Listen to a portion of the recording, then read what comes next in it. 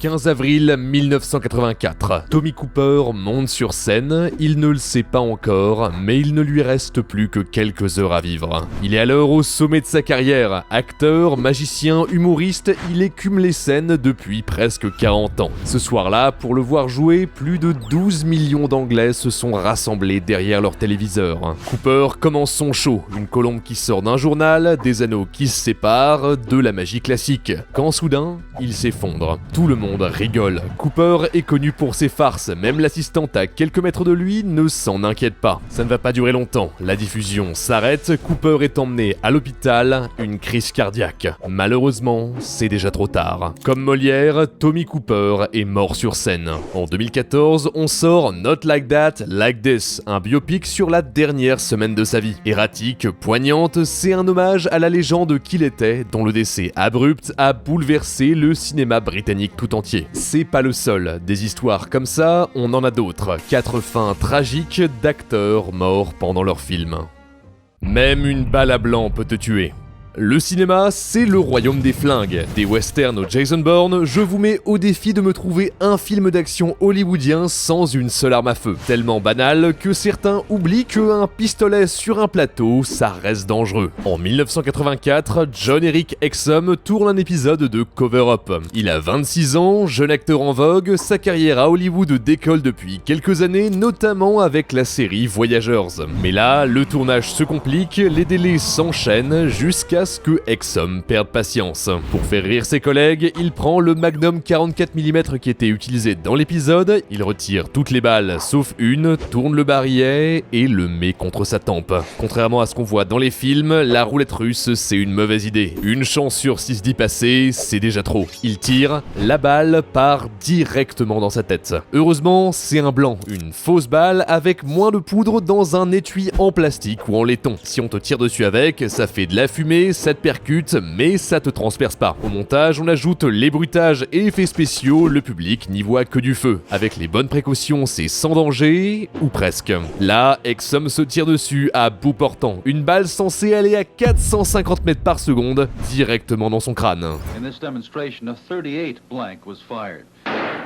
Le choc lui fracture la tête et envoie des morceaux d'os dans son cerveau. C'est l'hémorragie, on l'emmène à l'hôpital, mais après 5 heures sur la table opératoire, il rend l'âme. 3 épisodes plus tard, la série lui rend hommage, un ultime adieu à une étoile qui n'a jamais eu le temps de briller. Malheureusement, Exum n'est pas le seul à avoir connu ça. Une nuit de 93, Brandon Lee tourne The Crow. Ça fait 20 ans que son père, Bruce Lee, légende du cinéma d'action, est mort d'une overdose de médicaments sur la production de Enter the Dragon. Entre-temps, Brandon a réussi à se relever et se faire un nom dans l'industrie. À partir de 85, il tourne un film par an. The Crow était censé être le sommet de sa carrière, une histoire de super-héros gothique dans une ville macabre. Lors d'une scène, il se fait tirer dessus. Il s'effondre au sol, le réalisateur dit « couper », il ne se relève pas. Le pistolet était pourtant bien à blanc et tiré à une bonne distance, mais à l'intérieur, un fragment d'une vraie balle était resté coincé. Elle touche Brandon en plein ventre et se loge dans ses organes vitaux. Il meurt quelques heures plus tard, allant retrouver son père dans l'au-delà. L'histoire se répète tristement. Récemment encore, sur le tournage du western Rust, Alec Baldwin s'entraînait avec un pistolet qu'il pensait vide. Raté, cette fois, c'était une vraie balle. Elle passe à travers l'épaule du réalisateur et frappe Alina Hutchins, la directrice de la photographie. Transférée à l'hôpital en urgence, elle rend son dernier souffle quelques heures plus tard. Le scandale a fait le tour du monde. Baldwin ainsi que l'assistant réalisateur qui lui a donné le pistolet sont accusés d'homicide involontaire. Après 1 an et demi de procès, le tournage a pu reprendre dans une ambiance stressante. Il sera à jamais un avertissement, une arme sur un plateau, c'est toujours le risque d'une tragédie.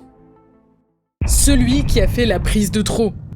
2002, on est sur le tournage de XXX, nouveau hit de Vin Diesel, la star des Fast and Furious. Comme d'habitude, au programme, des bagarres, des explosions et des cascades. Les vrais héros du cinéma, c'est clairement les cascadeurs. Pendant que les acteurs restent à l'abri, ils sautent de toit en toit, prennent des coups, courent avec des vestes en feu, ils s'entraînent toute leur vie pour donner des spectacles de plus en plus bluffants. Sans eux, pas de film d'action. Sur XXX, la doublure de Vin Diesel s'appelle Harry O'Connor. On lui demande de sauter en parachute, puis attraper un câble qui le fait descendre en tyrolienne Maryland sur un bateau qui passe sous un pont. Ça paraît impossible, mais Connor est un expert en parachutisme. Ancien des forces spéciales de la marine, il a travaillé sur James Bond et Air Force One. Miracle, il y arrive du premier coup. Tout le monde souffle, c'est dans la boîte. Mais pas pour lui. Pas satisfait de sa performance, il demande une deuxième prise, celle de trop. Cette fois, le matériel lâche et Connor heurte à pleine vitesse un des piliers du pont. Il meurt sur le coup. Des 500 cascadeurs sur le tournage, c'est le seul accident. Mais il a bien failli faire annuler le film tout entier. Sa première prise est quand même dans le film, son dernier exploit, les dernières heures de sa vie. Parfois, c'est moins glorieux. En 1986, sur le plateau de $1 Million Mystery,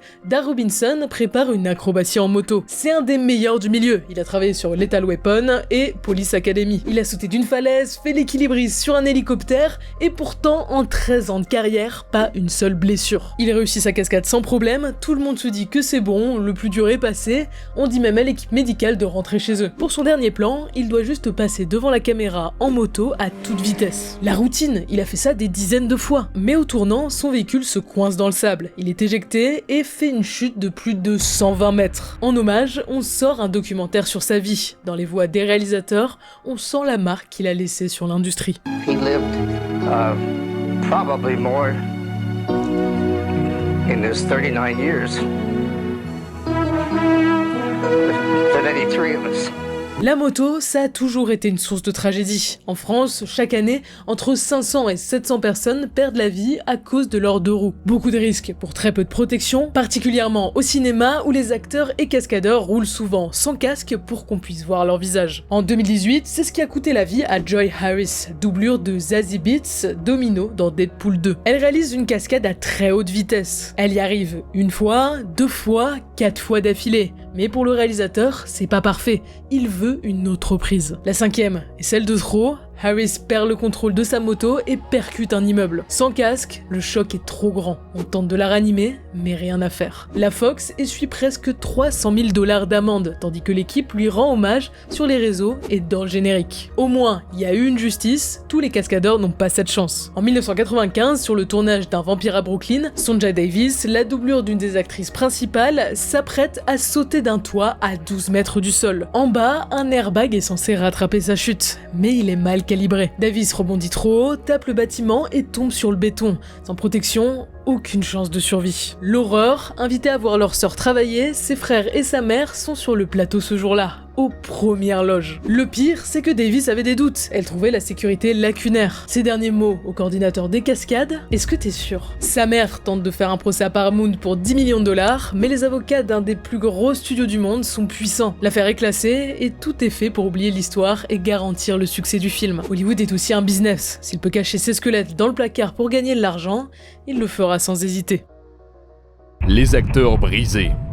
Une des plus grandes actrices de l'histoire du cinéma, c'est Marilyn Monroe. La star, le visage d'Hollywood dans les années 50. En 20 ans, elle joue dans une trentaine de comédies à succès. La beauté, le glamour et la séduction incarnées dans une seule et même femme. Alors imaginez l'horreur d'un pays tout entier lorsque le 4 août 1962, on la retrouve au milieu de la nuit dans sa chambre, sans vie, entourée de médicaments. Encore aujourd'hui, sa mort est entourée de mystères. Officiellement, c'est elle qui a mis fin à ses jours avec une large overdose, mais d'autres théories parlent d'une affaire plus sombre qu'elle avait avec John Fitzgerald Kennedy, à l'époque le président des États-Unis. Netflix en a même fait un film. Beaucoup de complots et peu de preuves concrètes, mais ce qu'on sait c'est que Monroe était dépressive et en proie à de gros changements d'humeur. Sa mort laisse un trou dans l'industrie. Elle travaillait à l'époque sur Something's Got to Give, un projet chaotique dont elle avait même été virée momentanément. Mais c'est clair, sans elle, ça marche pas. Le projet est abandonné sur le champ. Des années plus tard, on le restaure dans un court-métrage de 37 minutes en son hommage. Son histoire, c'est la preuve que Hollywood peut être un milieu froid quand il n'est pas carrément horrible. C'est le cas de Jonathan Brandis, un des enfants acteurs les plus en vogue des années 90. Il se fait connaître grâce à Sequest, une série produite par Spielberg, et joue même aux côtés de Chuck Norris dans Sidekick. Malheureusement, au début des années 2000, sa carrière est sur le déclin. Il n'arrive pas à se faire un nom en tant qu'adulte. Les rôles se font de plus en plus rares, et Brandis tombe dans une dépression qui aura raison de lui à 27 ans. Tragiquement, c'est loin d'être le seul. Brittany Murphy, Corey Haim, trop d'enfants acteurs ont connu ce triste sort. Des études tirent la sonnette d'alarme depuis des années. Mauvaises conditions de travail, précarité, exploitation, l'industrie hollywoodienne est propice à la dépression et aux pensées morbides. C'est pas du tout l'endroit pour qu'un enfant grandisse sainement. Les adultes ne sont pas non plus épargnés. Dans les chiffres, c'est même les premiers concernés. Beaucoup succombent à la pression et finissent par craquer. L'histoire la plus connue, c'est celle de Heath Ledger. Et moi qui me croyais le roi des mauvaises blagues. Le Joker, le vrai, le plus grand, celui du Dark Knight de Christopher Nolan. Avant ça, il était un des acteurs les plus demandés, adoré du public dans Les Frères Grimm et Brokeback Mountain. Mais quand il arbore le maquillage du Némésis de Batman, on le redécouvre complètement. Terrifiant, magnifique, fascinant, une performance parfaite qui a donné un des plus grands méchants de l'histoire. Mais tout ça a un prix. Pour entrer dans son rôle, Ledger a repoussé les frontières du method acting. Ça consiste à ne jamais sortir de son personnage. Avant le tournage, il s'est enfermé tout seul pendant des semaines dans une chambre d'hôtel en écrivant ses pensées les plus noires dans un carnet. Sur le tournage, il est complètement dans son rôle et ne sort jamais de son costume. S'il joue aussi bien la folie, c'est peut-être parce qu'il commençait à la comprendre. Ledger souffrait d'insomnie depuis longtemps, mais jouer le Joker, ça empire gravement les choses. Il ne dort plus que 2 ou 3 heures par semaine. Ses pilules de sommeil ne font plus effet, alors il double la dose. Le 22 janvier 2008, The Dark Knight est encore en montage, Ledger fait une overdose. Malgré les efforts pour le ranimer, il rend l'âme quelques heures plus tard. L'industrie tout entière est en deuil. Tous les plus grands noms d'Hollywood se réunissent pour honorer sa mémoire. On lui décerne également un Oscar posthume pour le Joker, son plus grand rôle, celui qui lui a coûté la vie. À l'époque, il était en plus en plein tournage de l'Imaginarium du Dr Parnassus. Ses 3 de ses amis proches, Colin Farrell, Jude Law et Johnny Depp, qui le remplacent en jouant des versions alternatives de son personnage. Une ultime preuve d'amour pour un ami très cher. Qu'est-ce qui se passe quand un acteur meurt ?